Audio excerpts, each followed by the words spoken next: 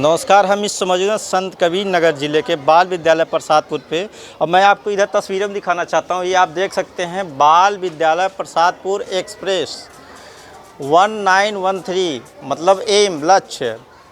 बाल विद्यालय प्रसादपुर एक्सप्रेस लक्ष्य ये बना हुआ है। आप देख सकते हैं, यहाँ से आप आगे देख सकते हैं। ऐसा आपको प्रतीत होगा ये कोई स्टेशन पे है और ये ट्रेन है।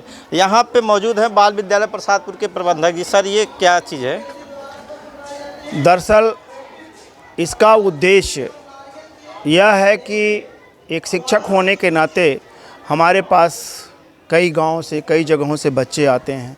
2 साल, 4 साल, 8 साल, 10 साल वो हमारे साथ चलते हैं, हमारे बताए रास्तों पर चलते हैं। वो फिर वो जाते कहाँ हैं, क्या उनका स्थान होता है, उसी को यह थीम बना करके मैंने स्कूल में प्रस्तुत किया है। ये कहाँ से आया ये? एक मन में एक बार मैं गया था राजस्थान, और राजस्थान में इस चीज़ को मैंने देखा तो वो चीज़ आया दिमाग में कि ट्रेन। लेकिन ये जो थीम आया है कि यात्रा करें आधार से आकाश तक, शून्य से श्रृंग तक, दहलीज से फलक, उसमें मैंने इस चित्र में इसको जोड़ दिया कि यह ट्रेन है और ट्रेन के साथ में हम आगे बढ़ रहे हैं, हमारे बच्चे आगे बढ़ रहे हैं और उनको आगे बढ़ाना है। और उनकी यात्रा जो है वो शून्य से श्रृंग तक की है, आधार से आकाश तक की है, दहलीज से फलक तक की है। ये रहा। सर, हम लोग अच्छी तरह पता, हम भी यहाँ पढ़े हुए हैं। ये एक छोटी सी मड़ई रहती थी, वहाँ से आज यहाँ पे पहुँचे हैं। तो कितना मेहनत परिश्रम किए हैं, कैसे क्या हुआ? मैं मेहनत परिश्रम तो नहीं कहूँगा उसे। एक बच्चों के साथ में मेरा लगातार उठना बैठना रहा, बच्चों के साथ में खेलना रहा और मैं पूरा एंजॉय किया इसको लेकर के। आज जो भी यह विद्यालय है, यह विद्यालय हमारे बच्चों के फीस का बना हुआ है। हमारे जेब से कुछ नहीं रहा, हमारे अभिभावकों के सहयोग से रहा ये विद्यालय, और आप जैसे शिष्यों के सहयोग से ये विद्यालय। इसमें आप लोगों के एक ईंटों में आप लोगों की फीस है। हमारा क्या था, हम तो काम करते गए, बच्चे आगे बढ़ते गए और विद्यालय अपना खुद कमाया और खुद बढ़ा। सर, ज़िले में कोई भी कार्यक्रम होता, बड़े से बड़े कार्यक्रम होता, सबसे पहले बाल विद्यालय प्रसादपुर को वहाँ बुलाया जाता है। यहाँ के बच्चे जाकर अपनी प्रतिभा दिखाते हैं, तो कैसा प्रतीत होता है? बड़ा अच्छा लगता है और मैं सौभाग्य मानता हूँ अपने यहाँ इस मिट्टी को कि हमारे शिक्षा से जुड़े हुए अधिकारी या ज़िले से जुड़े हुए जो भी अधिकारी हैं, वो उनकी कृपा दृष्टि बनी रहती है इन बच्चों पर। और ये बच्चे भी जो उनका एक मापदंड होता है उस पे हमेशा खरा उतरना चाहते हैं और उतरते भी हैं। इसके लिए लगातार मेहनत करते हैं और फिर जब प्रदर्शन की बात आती है तो वहाँ से वो उनका आशीर्वाद भी लेके आते हैं। तो ये हमारे पूरे ज़िले के अधिकारियों के लिए मैं धन्यवाद देता हूँ और उनकी कृपा दृष्टि बनी रहे इसी तरह से, और हमारे बच्चे लगातार अपने प्रयास से, अपने मेहनत से अपने ज़िले का और अपने प्रदेश का नाम रोशन करते रहें। सर, जहाँ पे देखा जाता है विद्यालयों में सिर्फ बच्चों को पढ़ाया जाता है कि किस तरह हाई स्कूल पास हो, इंटर पास हो, और आप नेशनल लेवल की परीक्षा की तैयारी करवाते हैं, तो ये कहाँ से मन आया? दरअसल बच्चे ये थीम से ही निकल के आया कि यात्रा करें आधार से आकाश तक। तो ऐसे कहने से नहीं होता है ये चीज़। एक अध्यापक को अपने आप को अपडेट रखना पड़ेगा कि आज के परिवेश में परीक्षाएं कैसे कैसे ली जा रही हैं, चाहे वो नेशनल लेवल की हो, चाहे स्टेट लेवल की हो। अध्यापक जब अपने आप को अपडेट करता है, अपडेट रखता है, तो वो बच्चों के ऊपर लागू करता है। बच्चों को क्या मालूम कैसी परीक्षा है, क्या है, कैसी तैयारी है। हमें अपने हिसाब से उसे तैयार करना पड़ता है और उन परीक्षाओं में भेजा जाता है और बच्चे वहाँ से सफल होकर के आते हैं। मेरा तो मानना यह होता है कि बच्चे कमज़ोर नहीं होते हैं, कमज़ोर उसका अध्यापक होता है। न गाँव और न देहात, इस गाँव और देहात के बच्चे भी बहुत अच्छे परीक्षाओं में जा कर के और यहाँ नाम रोशन कर रहे हैं। सर, कोई भी परीक्षा होता है, जब उसका रिजल्ट आता है, ज़िले में 10 में 5 बाल विद्यालय प्रसादपुर, कैसा लगता है?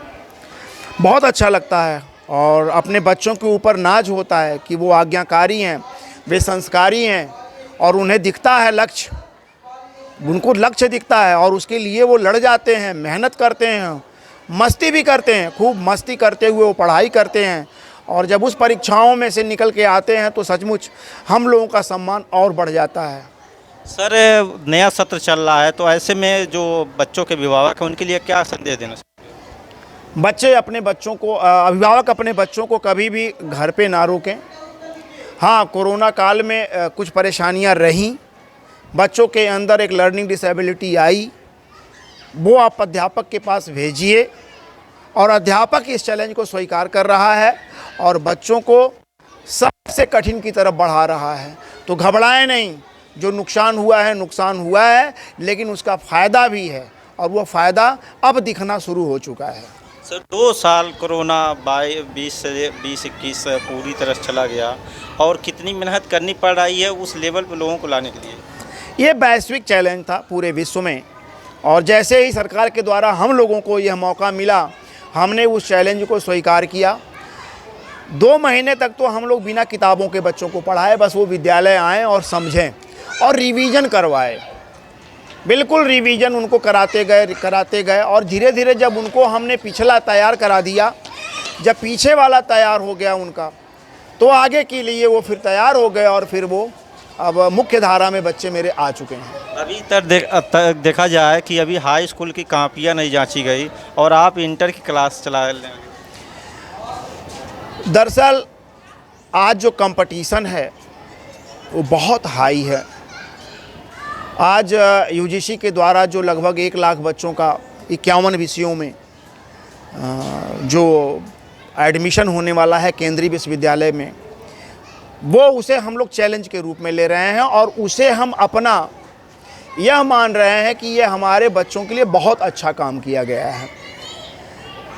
हमारे हाई स्कूल के बच्चे, हमारे गांव देहात के बच्चे किसी तरह से कुटते कुटाते, इंटर के बच्चे कुटते कुटाते, डांट सुनते 70%, 80%, 85%, 90% तक आते थे।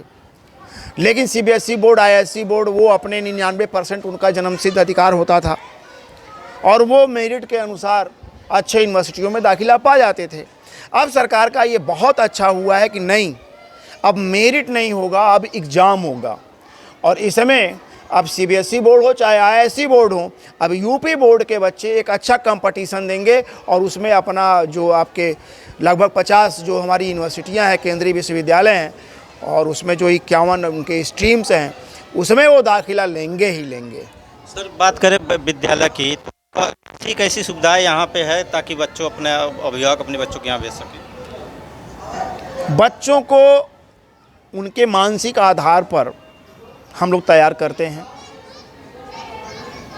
बच्चा कोई कमज़ोर नहीं होता है, लेकिन एक पद्धति हमारे यहाँ मैं आपको बताना चाहूँगा कि हमारे यहाँ केवल आई कोसेंट के बच्चों को चेक करने के लिए है, न पी कोसेंट के बच्चों को चेक करने के लिए कोई है, न ई कोसेंट के बच्चों को चेक करने के लिए है और न सी कोसेंट के बच्चों को चेक करने के लिए कोई सुविधा नहीं है। एक आई कोसेंट को चेक करने के लिए होता है। हम अपने उन तीनों बच्चों को भी नहीं छोड़ते हैं जो पी कोसेंट वाले होते हैं, ई कोसेंट वाले होते हैं और सी कोसेंट वाले जो बच्चे होते हैं, उनको भी ध्यान से हम देखते हैं और वो उनके जो उनका क्षेत्र है, जैसे पी कोसेंट का बच्चा वो बहुत पढ़ेगा तो वो बहुत पाएगा नंबर, तो 70%, 72% और कुछ हुआ तो 73, 74, वो तो आगे बढ़ेगा ही नहीं। लेकिन उसके अंदर जो गुण होता है पी कोसेंट के बच्चों के अंदर, वो बड़े साहसी होते हैं, वो किसी से डरते नहीं हैं और ऐसे बच्चे ही कहीं न कहीं सीमाओं पे जा कर के और योगेंद्र यादव की तरह से, अब्दुल हमीद की तरह से अपना नाम रोशन करते हैं। ई कोसेंट के जो बच्चे होते हैं वो ऐसे बच्चे होते हैं जो आई कोसेंट के बच्चों से थोड़ा कम होते हैं, उतना नंबर नहीं पाते, लेकिन वो जहाँ खड़े होते हैं वहाँ पर उनको एक सुपरविज़न की आदत होती है। उनके पास 10 बच्चे रहें तो 10 बच्चों के बीच में वो लड़का खड़ा हो जाएगा, किसी को वो कराएगा, किसी को वो कराएगा, भले ही कमज़ोर हो वो पढ़ने में, लेकिन वो ई कोसेंट का बच्चा ही आगे जा कर के, चाहे वो आईएएस हो, चाहे वो पीसीएस हो, चाहे वो बड़े बड़े जगहों पर जा कर के काम करने का हो, चाहे वो बड़ी बड़ी कंपनियां बनाना हो जहाँ पे उसके अंदर 100, 200, 400, 1000, कई हज़ार लोग करते हैं, वो ई कोसेंट के बच्चे होते हैं। वहीं सी कोसेंट के बच्चे हज़ारों लाखों में एक होते हैं जो अलग ढंग से होते हैं। अगर अध्यापक उनको ना समझ पाए तो वो बच्चा कहीं न कहीं हाथ से बाहर निकल जाता है और उसकी ज़िंदगी बर्बाद हो जाती है। तो हर बच्चा तेज होता है, कोई बच्चा कमज़ोर नहीं है, बल्कि उनके गुणों के आधार पर उनको तौला जाए न कि केवल आई क्वोशेंट के लेवल पर उनको तौला जाए। तो यहाँ पे सारे बच्चों के लिए अपना यहाँ पर हर बच्चा मेरा तेज है, बस केवल मानसिक रूप से वो बीमार ना हो। मेरा हर बच्चा तेज होता है। कोई दौड़ में बहुत आगे जाएगा तो जो 99% नंबर पाने वाला बच्चा है वो नहीं वो काम कर पाएगा। रात में किसी को छोटा सा बच्चा है, भेज दीजिए अभी भैया पानी भर लाओ, तो शायद 95% वाला बच्चा पानी भरने नहीं जा पाएगा, लेकिन जो 70% वाला 60% वाला होगा वो जाएगा, रात में बिना डरे वहाँ से पानी भर के लेके चला आएगा। एक बच्चा ऐसा होगा जब 10-20 के बीच में पहुँचेगा तो जाके अपना सुपरविजन करेगा। तो हर बच्चों के अंदर अपने गुण होते हैं। अब सचिन तेंदुलकर हैं, वो पी क्वोशेंट के बच्चे थे। आप उनसे मत करिए कि वो जा कर के कुछ और काम कर लेंगे। वो अलग थे, योगेंद्र बत्रा कुछ अलग थे, विक्रम बत्रा कुछ अलग थे। सबका क्वोशेंट अलग अलग होता है। तो हर बच्चे अपने अपने लेवल के होते हैं और उनको उनके अनुसार, वो प्राकृतिक रूप से उनको मिला हुआ है, उनको उनके अनुसार बढ़ाइए, बच्चा आगे निकल जाएगा। तो जो जैसा बच्चा होता है उसी प्रकार से उसको ट्रीटमेंट किया जाता है यहाँ पे। और यहाँ पे चाहे वो छोटे बच्चे हों या बड़े बच्चे हों, सबको एक समान रूप से देखा जाता है और सबके साथ सबका विकास जिस तरह कहा जाता है उस तरह से यहाँ पे, चाहे वो छोटा बच्चा हो या बड़ा हो या बड़े घर का हो या छोटा बच्चा हो, जो उसके अंदर टैलेंट है उसको आगे बढ़ाया जाता है। और बाल विद्यालय प्रसादपुर को इसलिए यहाँ पर लिखा गया है बाल विद्यालय एक्सप्रेस।